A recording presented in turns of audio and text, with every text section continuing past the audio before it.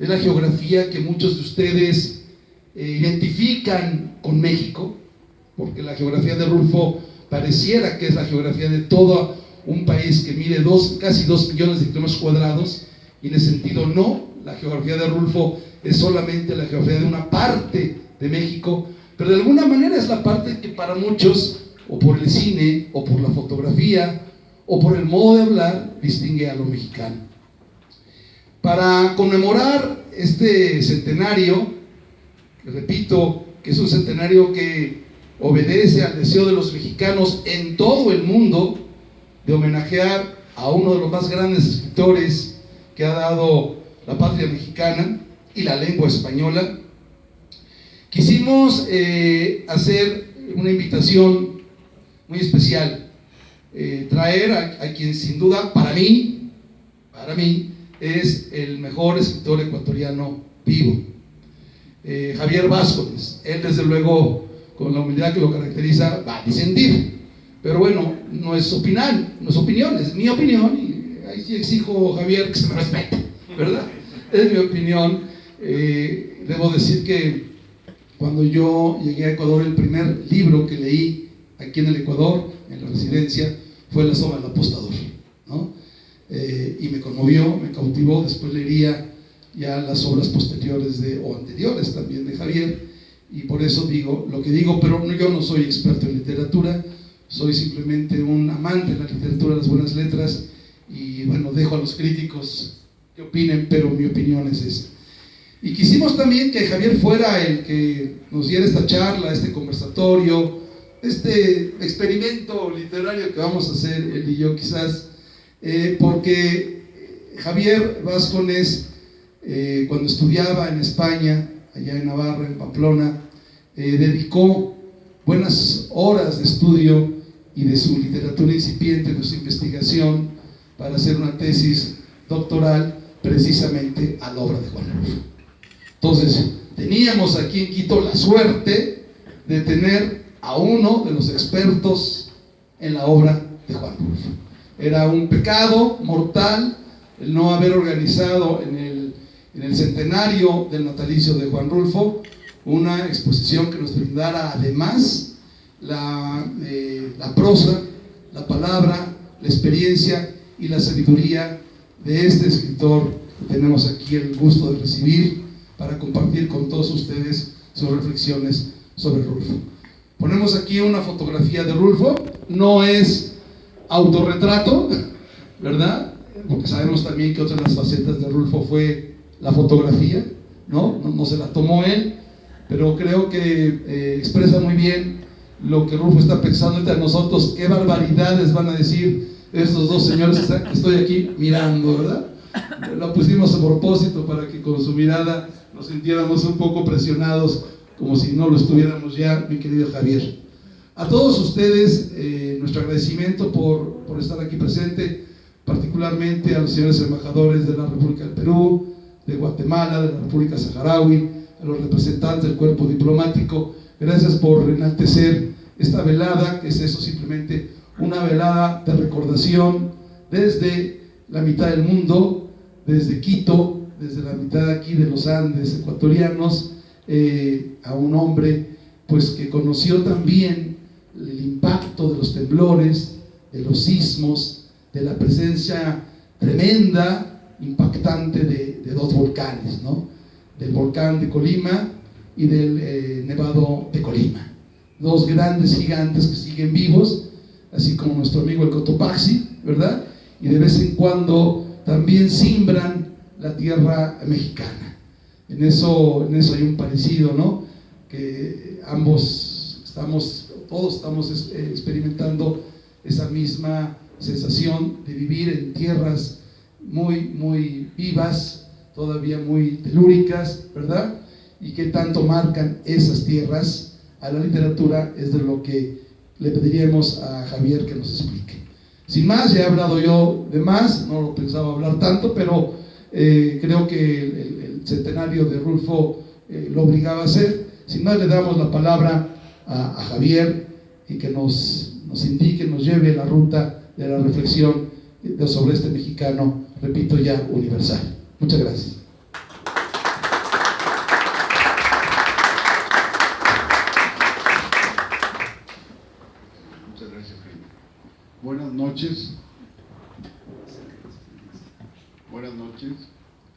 Para mí es un verdadero privilegio venir esta noche, el día del cumpleaños de los nomásticos del Rufo, en mayo, a hablar en esta embajada de este gran escritor, de este maestro. Nunca me hubiera imaginado, nunca, después de tantos años de leerlo y de haberlo descubierto en el año 65-66, cuando yo estaba camino de la Universidad de Pamplona en Navarra, que iba a dar luego una charla, gracias a un amigo, a Jaime, que tuve la desgracia de ponerme a conversar con él en charlas de café, y tiene tal capacidad de convicción, tiene tal capacidad de hipnotización, que me convenció que tenía que venir a dar la charla esta sobre Rulfo. Yo no soy realmente un experto en Rulfo, yo soy un lector de Rulfo, un admirador de Rulfo, y creo que es un autor, un escritor que va más allá de México, que está más allá de la misma lengua en español. Fue en el año 65 o 66, como dije hace un momento, que camino a la Universidad de Pamplona, que unos amigos ya en Pamplona, latinoamericanos, me hicieron 3 regalos. El libro de Juan Rulfo, Pedro Páramo y El llano en llamas, en un solo tomo, el libro de Borges, El Aleph, y un libro de Julio Cortázar.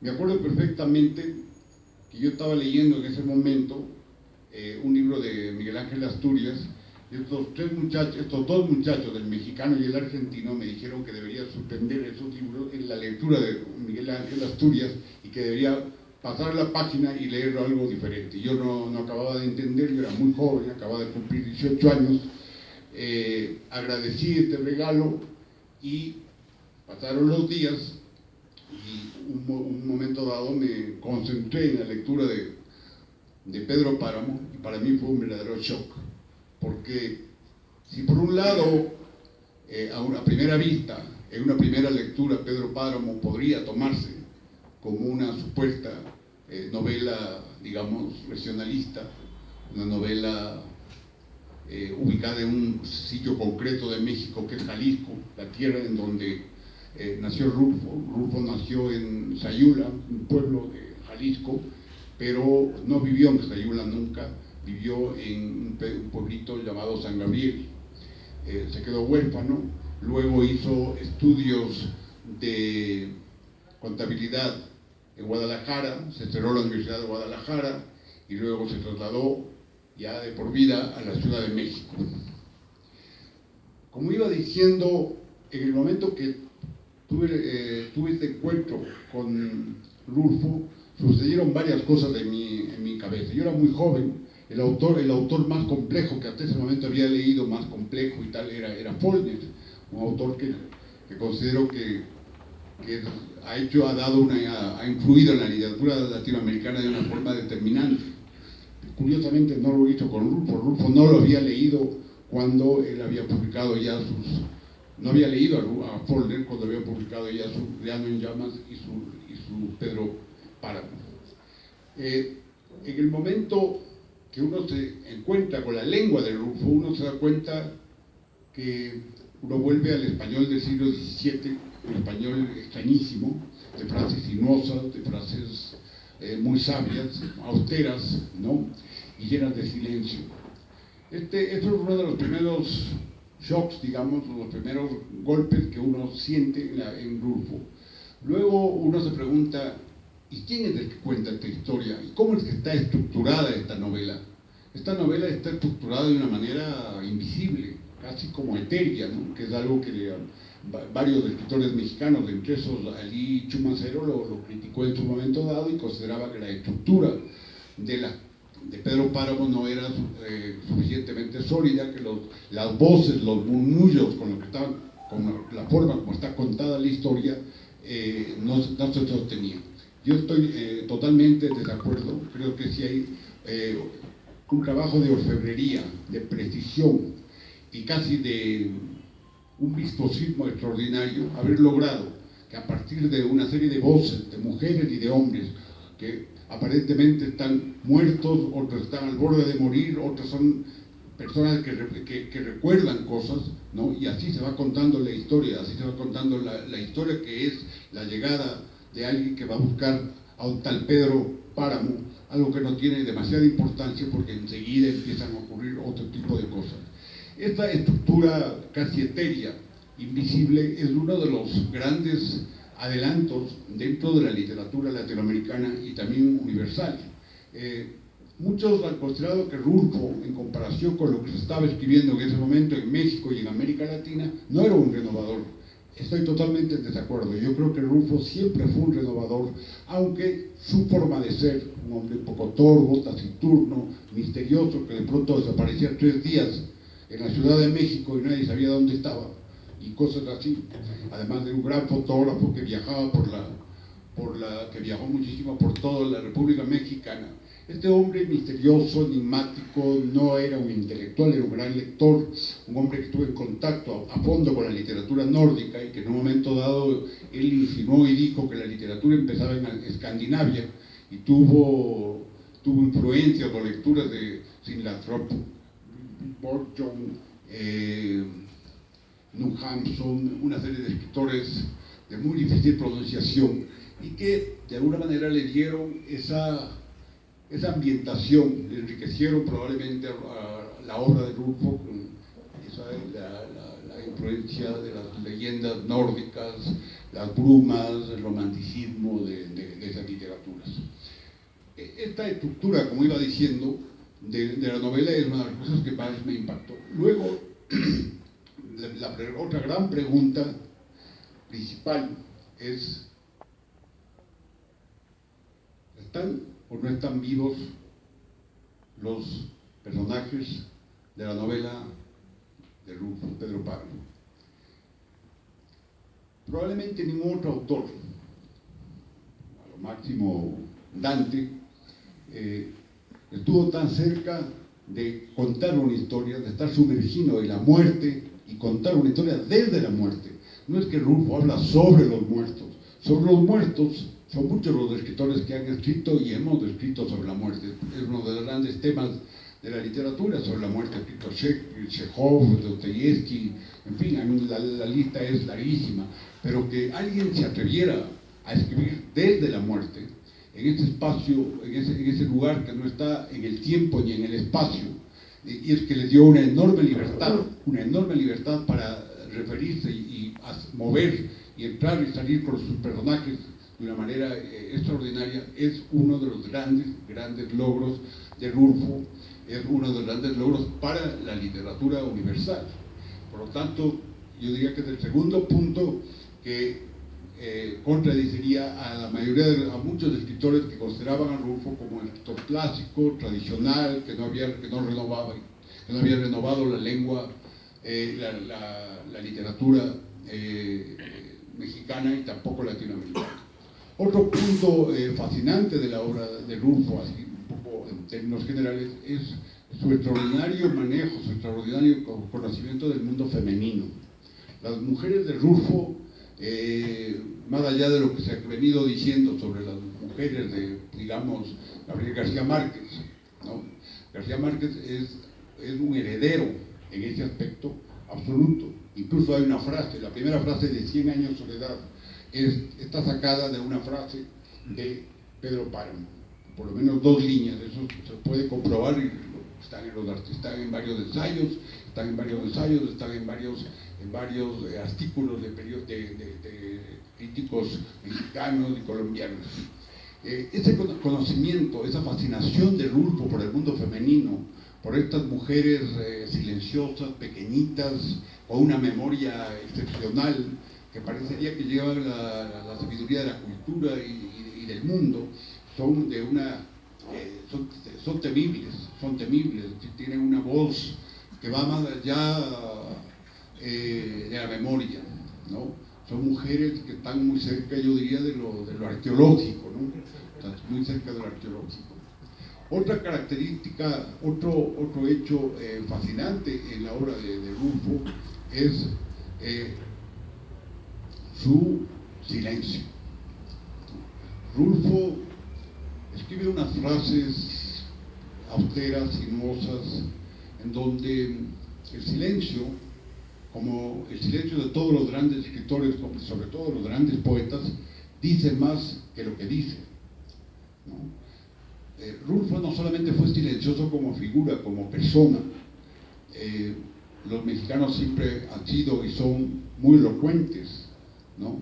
La República de las Letras, por decirlo así, mexicana, está llena de eruditos, de personas elocuentes, de grandes ensayistas, de grandes escritores que han escrito páginas y páginas sobre un montón de cosas y también sobre Rulfo, ¿no?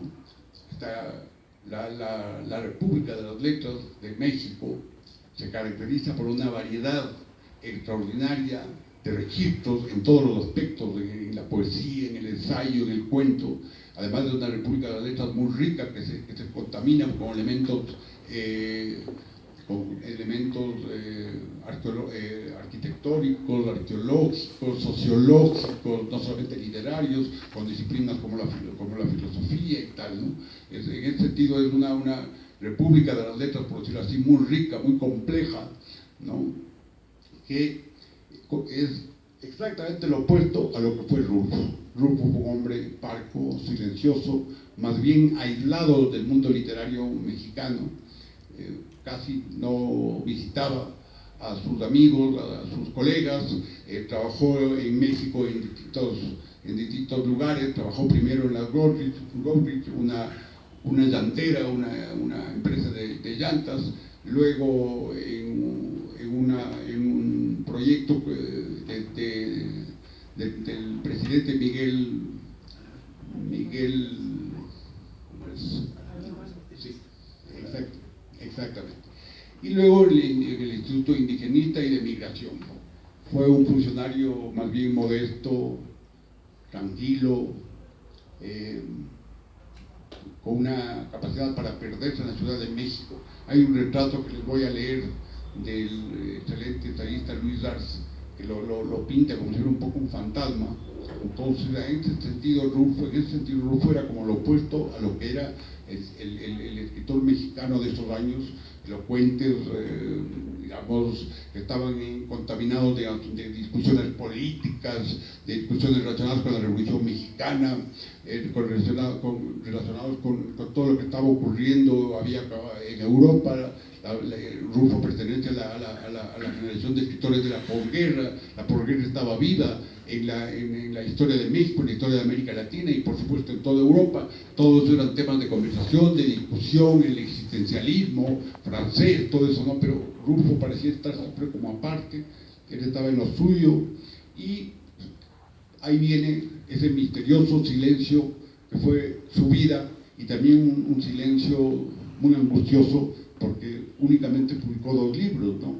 Que fue Pedro Páramo y Llano en Llamas, y todos le recriminaban dónde está el tercero, cuándo publica el siguiente libro, y debe haber vivido una vida de absoluta tortura, de absoluta desesperación ante la cantidad de personas que le acosaban y le exigían, ¿no? Y él tuvo la sabiduría, tuvo la capacidad del silencio, de simplemente dejar esos 2 libros, ¿no? Hay algo que tú querías hablar, Jaime, tú querías preguntarme algo o hablar sobre Rulfo y sus posibles colegas, o sus relaciones, su amistad con otros escritores mexicanos, ¿no? Hay un detalle que sí quiero señalar así en estos apuntes que he hecho sobre Juan Rulfo, y es la relación de algunos escritores, entre esos el escritor de Jalisco también, Arriola, que alguna vez hizo declaraciones que luego se retractó, de que él había sido uno de los que corrigió el manuscrito de Pedro Páramo. Luego se retractó, porque incluso le acusaban o le decían que Arriola era lo que fue para Joyce y para Eliot el poeta norteamericano Pound. Fue el gran corrector de las obras de Eliot y el gran corrector de Ulises lo hizo Pound. Y se decía que Arriola había sido el que había reescrito y tal. Eso es absolutamente falso. El manuscrito que existe en los archivos de la editorial que publicó por primera vez sus libros, que fue Fondo de Cultura Económica, tanto el Pedro Páramo como Llano en Llamas, se señalan muy pocos cambios, muy pocas correcciones, un manuscrito completamente limpio, corregido, un escrito de un escritor completamente profesional, que dominaba la lengua, que dominaba su propio estilo. Bien, Javier, pues sí, efectivamente, un poco la ubicación geográfica y la ubicación generacional de Juan Rulfo. Juan Rulfo, como nos recuerda Javier, nace en Sayula, una ciudad es un pueblo grande, con el título de ciudad, del sur de Jalisco, en el camino hacia Colima, repito, hacia un poco en los confines, en las laderas del volcán de Colima y Nevado de Colima, dos gigantes enormes de la geografía mexicana, y en una época en la cual pues está promulgando la Constitución del 17. Este año también conmemoramos el centenario de la Constitución del 17, que para muchos pone el fin del proceso realmente de la Revolución Mexicana, cuando la Revolución Mexicana se institucionaliza.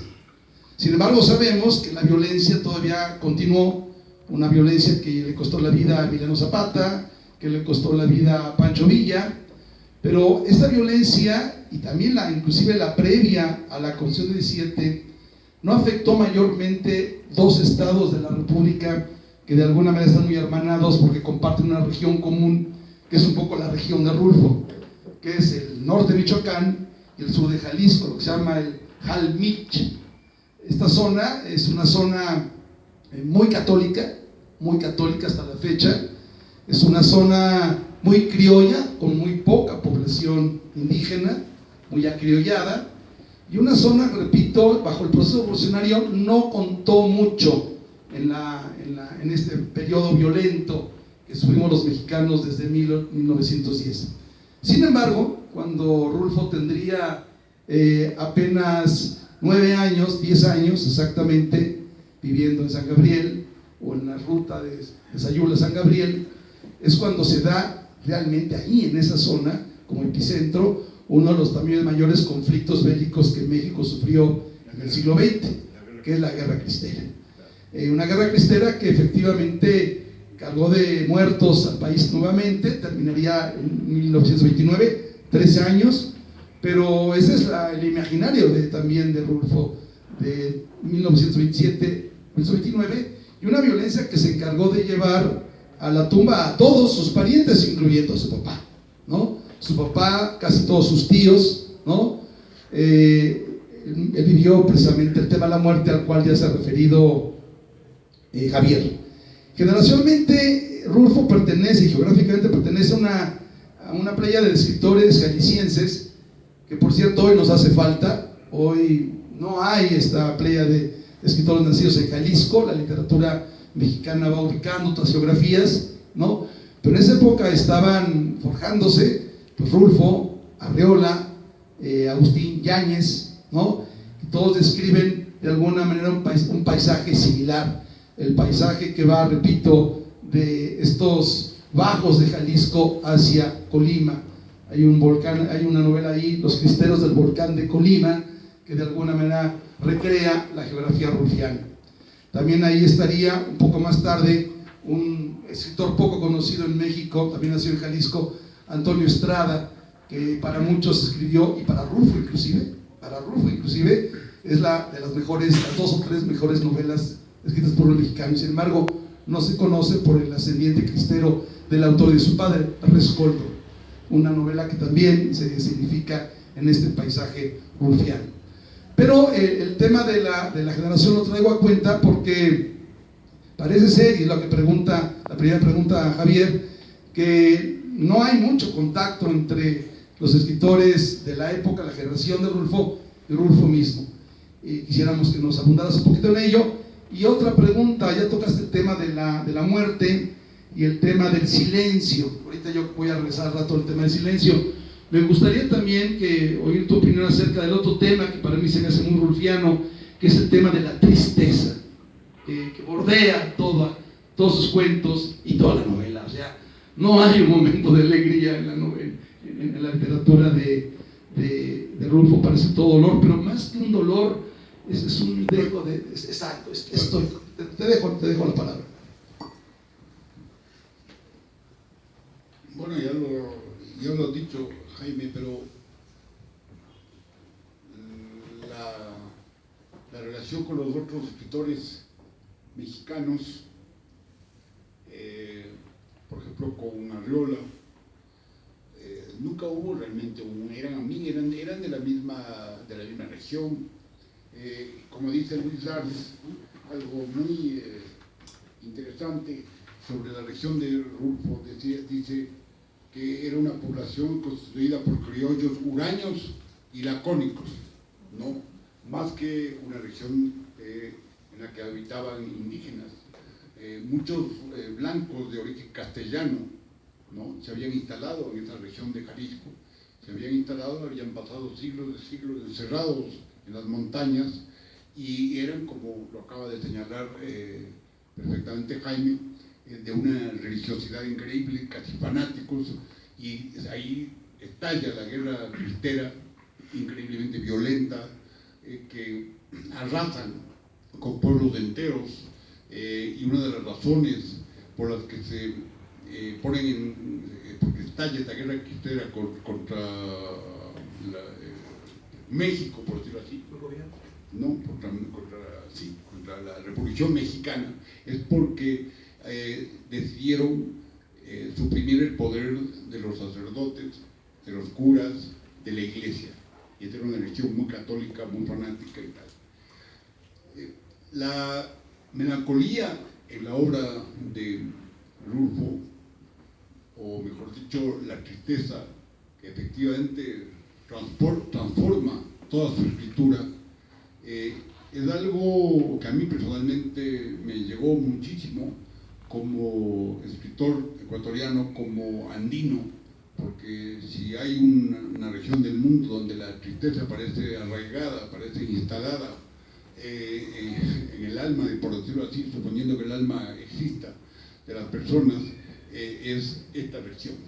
Y en el momento que yo leo a Rulfo en Pamplona y encuentro a partir de esa sequísima escritura en la que no habla realmente de tristeza, en lo que no habla realmente de melancolía, es la sintaxis de las frases, la forma como está elaborada esa lengua, es la que tiene, está empapada, digamos, está contaminada de una, yo me atrevería a decir, de una viejísima y casi cultural tristeza, ¿no?